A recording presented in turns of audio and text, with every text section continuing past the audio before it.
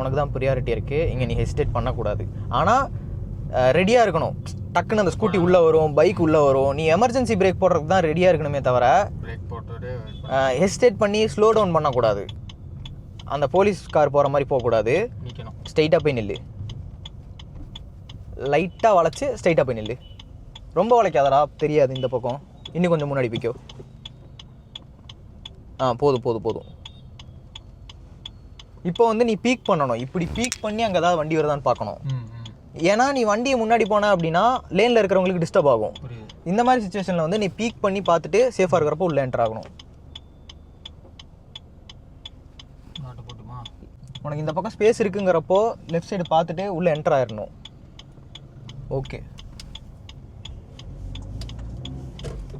At least ஒரு இந்த மாதிரி மெயின் ஜங்ஷனில் ஒரு 30 செகண்ட்ஸ் ஆச்சும் நிற்கிற மாதிரி வரும். பிஸியாக இருந்துச்சு அப்படின்னா 30 செகண்ட்ஸ் வரைக்கும் நிற்கிற மாதிரி வரும். இந்த மாதிரி டைமில் வந்து இல்லை நான் தான் போவேன் அப்படின்னு சொல்லிட்டு இந்த ரூலை வந்து பிரேக் பண்ணிட்டு போகக்கூடாது. இந்த நீ நிற்கிற பார்த்தியா, இந்த மாதிரி எல்லா வண்டியுமே நின்று போனாதான் டிராஃபிக் ஃப்ளோ இருந்துக்கிட்டே இருக்கும். எல்லாருமே அவசரமாக போனோன்னா ஒரு இடத்துல போய் எல்லாரும் மாட்டிப்போம். ஸ்கூல் ஜோனுன்னு தெரிஞ்சிச்சுன்னா 30 மாறிடணும்.